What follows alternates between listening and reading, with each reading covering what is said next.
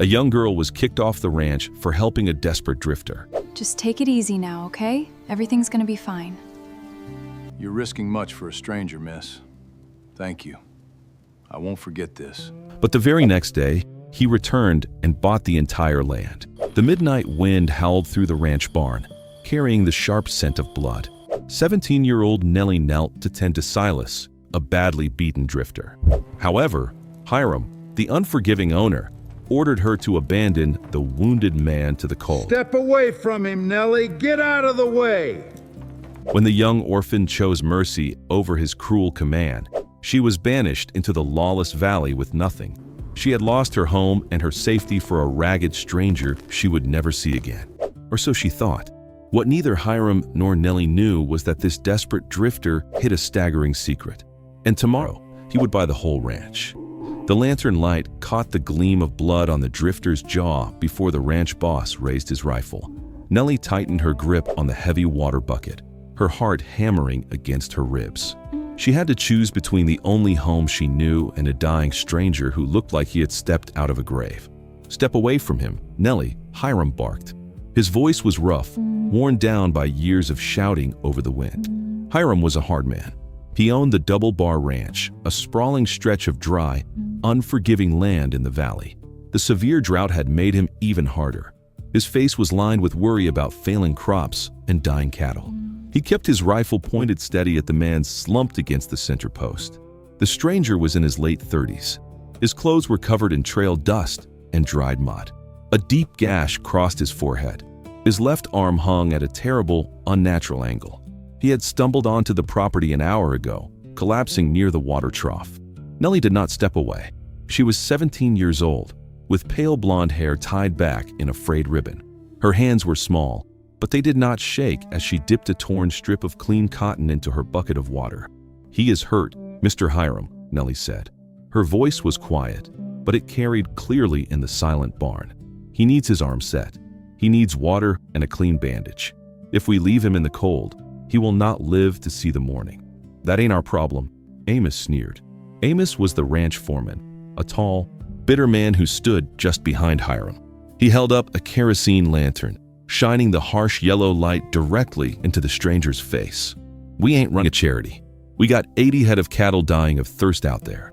We ain't wasting clean water, good bandages, and whiskey on a drifter who brought his own trouble to our door." "Amos is right," Hiram said. He lowered the rifle slightly, though his grip remained tight. "Look at him, girl. He's been beaten half to death. Someone out there did that to him. If they come tracking him here, they bring that trouble to my land. I have a ranch to protect. I have men to feed." Nellie understood Hiram's fear. The valley was lawless. Outlaws and desperate men roamed the hills. But she looked down at the stranger. Even beneath the dirt and bruises, there was a quiet dignity about him. He was breathing heavily, his eyes closed, but he did not groan or beg. "I will use my own water," Nellie said, wringing out the cloth. "I will use my own bandages. And I will stay with him out here in the barn so he doesn't take up a bed." "You will do no such thing," Hiram snapped. He took a step forward, his boots heavy on the dirt floor. "I give the orders here. I am telling you to leave him be. Let him sleep off his pain. Come dawn, Amos will load him in the wagon and dump him at the edge of town." Nellie knelt beside the stranger. She pressed the cool, wet cloth gently against the deep cut on his forehead. The man flinched, drawing a sharp breath through his teeth, but he remained still. "Nellie," Hiram shouted. His patience was gone. "Did you not hear me? You are disobeying a direct order." "I heard you, Mr. Hiram," Nellie said. She did not look up. She continued to clean the wound. "But I cannot obey." Amos let out a harsh laugh. "Would you look at that, boss? The little orphan girl thinks she's an angel of mercy." Nellie felt her cheeks burn, but she kept her hands steady. She had lived on the Double Bar Ranch for 4 years, ever since her grandfather passed away. She worked from before the sun came up until long after it went down. She milked the cows. She hauled the firewood. She mended the torn fences. She did it all for a warm bed in the loft and 2 meals a day. She knew how easily Hiram could take it all away, but she also remembered the man who had raised her. Her grandfather was Sergeant Thaddeus. He had served in the Union Army with the 2nd Colorado Cavalry. During a brutal winter ambush at the Battle of Westport, Sergeant Thaddeus had been ordered to retreat. Instead, He stayed behind to guard a wagon full of wounded men. He held the line in the freezing snow, saving 30 lives. A man's life is worth more than a piece of land. Nellie, her grandfather used to tell her by the fire, and it is worth far more than a job. You do what is right, even when the whole world tells you it is wrong. I have worked hard for you, Mr. Hiram, Nellie said softly, tying the bandage around the stranger's head. I have never asked for a day of rest, but I will not let a man die at my feet just because it is convenient. Hiram's face turned deep red. He hated to be defied. He hated it even more when it happened in front of his men. You are making a foolish mistake, girl, Hiram said, his voice dangerously low. If you touch that man again, you are done here. I will not have a rebellious hand on my ranch. The barn was completely silent. Only the howling wind outside could be heard. Nellie looked at the bucket. She looked at the stranger's broken arm. Without a word, she reached for 2 pieces of straight pine wood and a long strip of cloth to make a splint. That's it, Hiram spat. He turned around, disgusted. You're fired. Pack your trunk, Nellie. You have until sunrise to get off my property. Boss, it's a 2-day walk to town, Amos pointed out, though a cruel smile played on his lips. Then she had better start walking early, Hiram said coldly. He looked back at Nellie one last time. You threw away a good life for a ghost, girl. I hope he was worth it. Hiram and Amos walked out of the barn. The heavy doors slammed shut behind them, leaving Nellie alone with the stranger and the single lantern Amos had left on the barrel. Nellie let out a long, shaky breath. Her hands finally began to tremble. She had just lost everything. She had no money. She had no family. She had nowhere to go. She felt a tear escape her eye and slide down her cheek, but she quickly wiped it away. She turned her attention back to the stranger. This is going to hurt, she whispered to him. She positioned the pine boards around his broken arm. I know. The voice was deep, raspy, and incredibly calm. Nellie gasped and leaned back. The stranger's eyes were open. They were a piercing, clear blue. Despite his terrible injuries, his gaze was sharp and entirely focused. He had been awake. He had heard everything. You shouldn't have done that, the man said. It cost him effort to speak, but his voice was steady. He took your home. He took my job, Nellie corrected him, finding her courage. My home is wherever I am standing. Hold still. She pulled the cloth tight, binding the splint. The man closed his eyes and clenched his jaw, but he did not make a sound. When she finished, she handed him a tin cup of fresh water. He drank it slowly. He looked at her hands, raw and blistered from years of hard labor, and then looked at her face. What is your name? He asked quietly. Nellie, she answered. And yours? Silas, he said. He rested his head back against the hay. You have a brave heart, Nellie. Braver than most men I have met. Bravery didn't pay for my supper, she said, offering a small, sad smile. You need to sleep, Silas. I will keep watch. Tomorrow, I have a long walk ahead of me. Where will you go? Silas asked. Town, I suppose. I can sew. I can cook. Someone will need a hand. Silas watched for a long moment.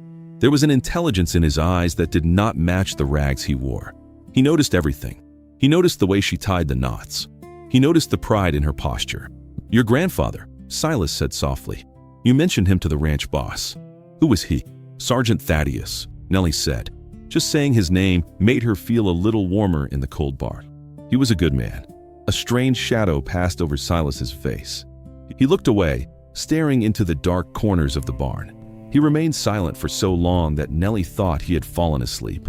But then he spoke again, his voice barely a whisper over the wind. Get some rest, Nellie. The morning will bring more changes than you know. Dawn bled over the dry valley, painting the sky in bruised shades of purple and orange. Nellie awoke with a stiff neck and cold hands. She pushed herself up from the rough barn floor and looked toward the center post. The hay was flattened. A single blood-stained rag lay on the dirt. Silas was gone. A quiet ache settled in her chest. She had hoped, perhaps foolishly, to say goodbye. She had risked everything for a man who had vanished into the night like smoke. But as she stood up and brushed the straw from her skirt, she felt no regret. Her grandfather would have been proud. That was enough. Nellie climbed the creaking wooden ladder to the loft. Her packing took less than 5 minutes. She owned very little. She folded 2 patched cotton dresses, a pair of worn leather boots, and a heavy wool blanket. Finally, she picked up her most prized possession, a small, tarnished silver locket. It held a faded tintype photograph of Sergeant Thaddeus in his Union uniform. She snapped the locket shut and placed it safely in her pocket. She walked out into the crisp morning air, carrying her canvas bag. Hiram was standing on the porch of the main house. He held a cup of steaming coffee. Amos stood beside him, leaning against the railing with a lazy, mocking grin. "I see the drifter left you behind," Hiram called out. His voice was loud in the quiet morning. "Ran off like a frightened dog. I told you, girl, you threw your life away for nothing." Nellie did not stop walking. She did not look at them. "Hold on a minute," Amos said. He stepped off the porch and walked into her path. He blocked the wooden gate leading out to the main trail. "You owe us for the water and the bandages you wasted last night." Nellie tightened her grip on her bag. "I used my own bandages. And water belongs to the earth, Amos. Not to you." Big words for a little orphan, Amos sneered. He reached out and grabbed the strap of her bag. "Let's see what you're trying to steal from the double bar." "Let go," Nellie said firmly. She yanked the bag back, but Amos was stronger. "Let her pass, Amos," Hiram shouted from the porch. He sounded irritated, not out of kindness, but out of a desire to be done with her. "She has nothing worth taking. Just get her off my land." Amos let go of the bag, but he leaned in close. His breath smelled of stale tobacco. "It's a long walk to town, Nellie. Outlaws in the hills. Coyotes in the brush. You better watch your back." Nellie lifted her chin. "I'm not afraid of the trail, Amos. And I am not afraid of you."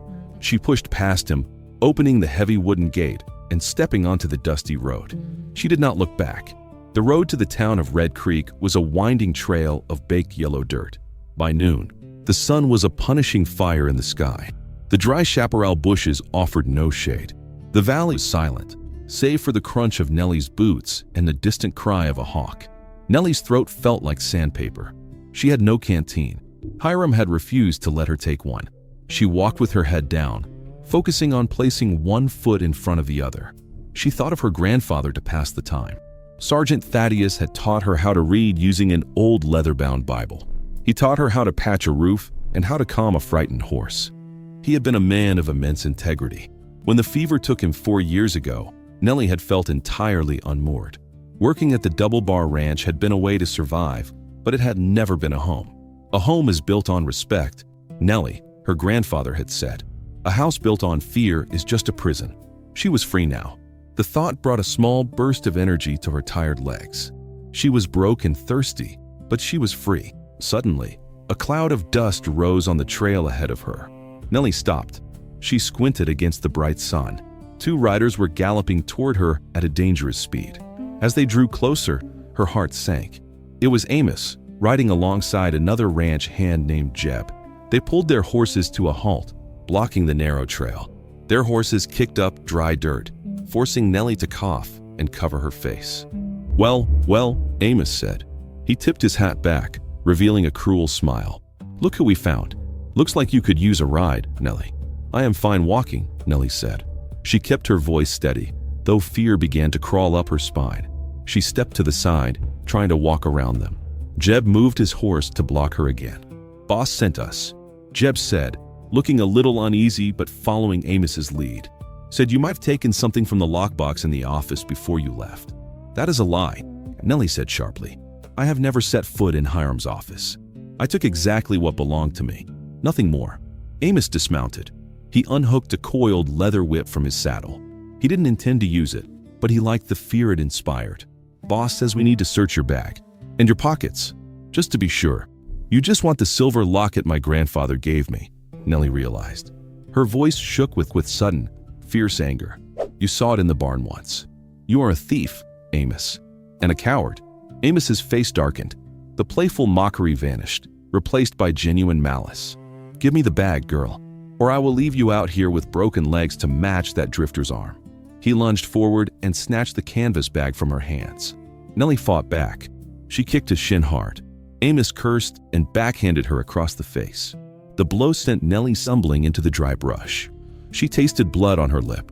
Amos dumped the contents of her bag onto the dirt. The folded dresses, the blanket, the boots. He kicked them aside, looking for coins. "Where is it?" Amos growled, marching toward her. Nellie scrambled backward, her hand instinctively protecting the pocket that held her locket. She braced herself for the worst. She had no weapon. She was completely alone. A loud, sharp crack echoed through the valley. It was not a whip. It was the unmistakable sound of a Winchester rifle firing a warning shot into the sky. Amos froze. Jeb's horse whinnied in panic, dancing nervously in the dirt. Down the trail, coming from the direction of Red Creek, a group of riders approached. There were 6 of them. They rode massive, well-fed Morgan horses. The men wore tailored dark coats and carried themselves with military discipline. At the center of the group rode a man on a magnificent black stallion. Nellie blinked, her vision blurred by dust and the stinging in her cheek. As the riders closed the distance, her breath caught in her throat. The man in the center was Silas, but he was no longer a drifter. He was clean-shaven, his dark hair neatly combed back. The dirt and grime were gone. He wore a crisp white shirt, a tailored black vest, and a long, expensive riding coat. His left arm was wrapped in a pristine white sling, secured tightly against his chest. He sat tall in the saddle, emanating an aura of absolute authority and wealth. "Drop the bag, Amos," Silas commanded.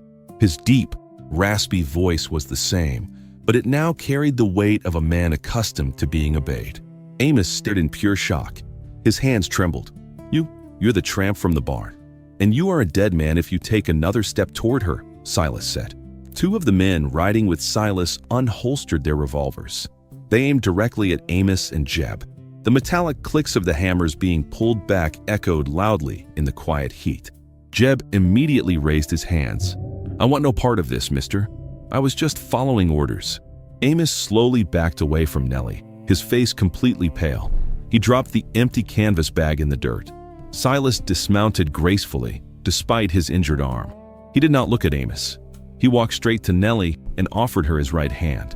Nellie looked at his clean, manicured hand, and then up into his clear blue eyes. She took his hand.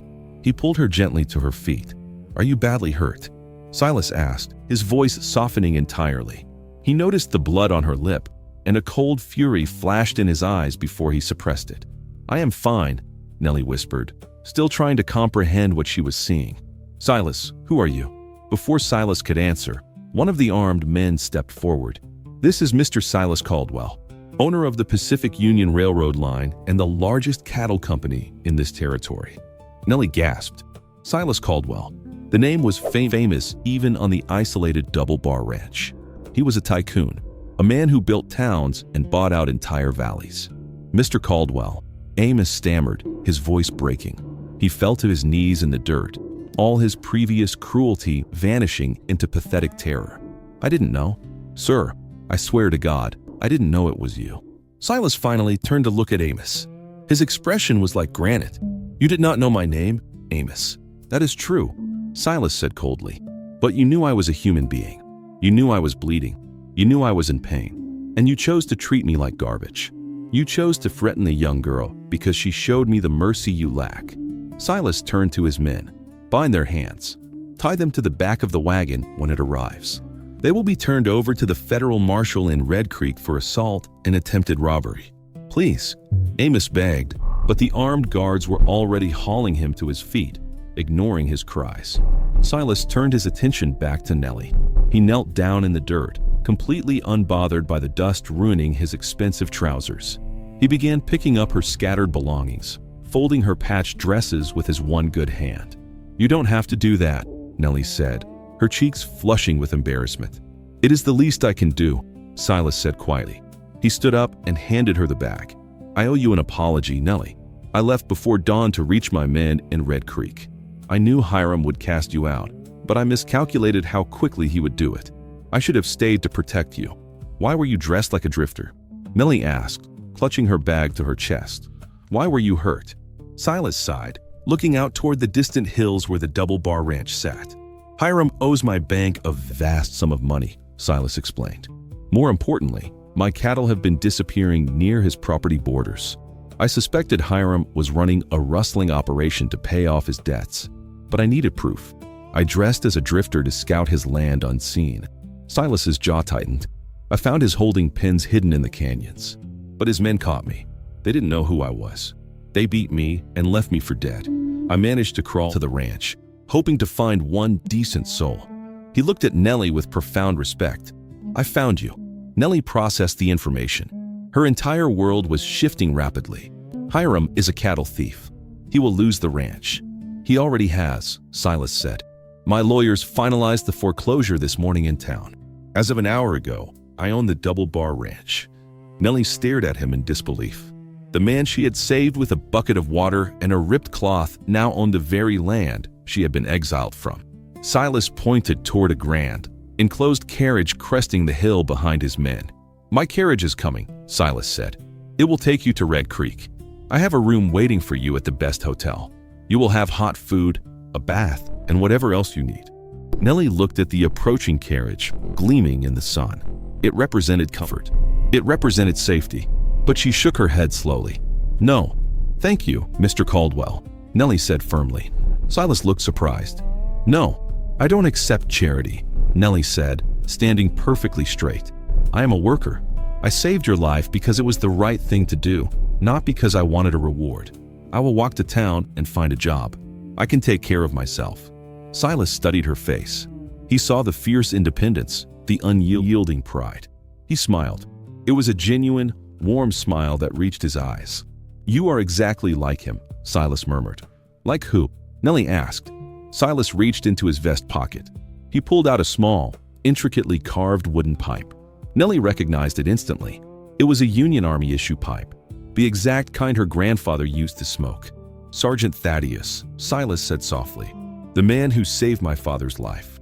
Nellie stared at the wooden pipe in Silas's hand. The polished oak was worn smooth from years of use. She reached into her pocket, her fingers brushing against the cold silver of her locket. Her mind raced, trying to bridge the gap between her humble grandfather and this powerful millionaire. "My father was Private John Caldwell," Silas explained, his voice softening. The rough wind of the valley seemed to quiet down, allowing his words to carry a profound weight. "He was 19 years old at the Battle of Westport. He was shot in the shoulder. He was one of the men in that wagon, freezing in the snow, waiting to die." Silas took a step closer. The armed guards gave them space, sensing the private nature of the moment. "The Union Army called for a full retreat," Silas continued. "They abandoned the wounded. But your grandfather refused to leave them. He stood in the snow for 12 hours. He fought off 3 Confederate patrols. He kept a fire burning.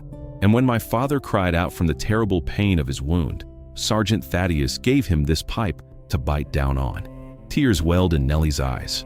She had heard the story of the snowy ambush many times by the hearth, but her grandfather had never boasted. He had simply said he did what any decent soldier would do. "My father survived because of him," Silas said. "He went on to build a business, to marry, to have a family. I exist because of Thaddeus. My father kept this pipe on his desk until the day he died. He always told me to find the sergeant and repay the debt." Silas looked down at the dusty road. "By the time I had the resources to track him down, I learned he had passed away. I learned he left behind a granddaughter who was working as a hired hand on the Double Bar Ranch. That is why I came to this valley. Nellie, I came looking for you." Nellie felt a lump form in her throat. For 4 years, she had felt completely forgotten by the world.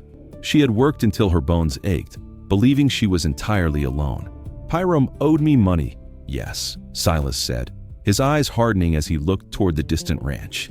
"But when I learned how he treated his workers, how he treated you, I decided to take a closer look at his operation. I wanted to see the measure of the man holding your leash." Silas gently placed the wooden pipe into Nellie's open palm. "You do not accept charity, Nellie. I respect that," Silas said. "But this is not charity. This is an inheritance, a debt paid in full to the bravest man my family ever knew." Nellie looked at the pipe, then at Silas. "I don't understand. The Double Bar Ranch no longer belongs to Hiram," Silas stated clearly. "I bought the deed this morning, and I am signing it over to you." Nellie's breath caught. "Me? I cannot own a ranch. I am 17. I have no money for seed, no men to ride the fences." "You have something far more valuable," Silas countered gently. "You know the land. You know the cattle. Most importantly, you know how to treat people. A ranch cannot survive without water, Nellie, but it will surely rot without integrity. I will provide the initial capital to hire honest men. You will run it. We will be partners." For the first time since her grandfather died, Nellie felt the heavy, suffocating weight of fear lift from her chest. She looked at the sprawling valley. It was dry and harsh, but it was beautiful. It was the only home she knew, and now it could truly be hers. "Okay," Nellie whispered, a single tear spilling over her eyelashes. "Okay, Mr. Caldwell. Call me Silas," he smiled. "Now, I believe we have an eviction to carry out." The carriage ride back to the ranch was swift. The plush velvet seats were a sharp contrast to the rough wagon beds Nellie was used to. Silas sat across from her, reviewing a stack of legal documents with his one good hand.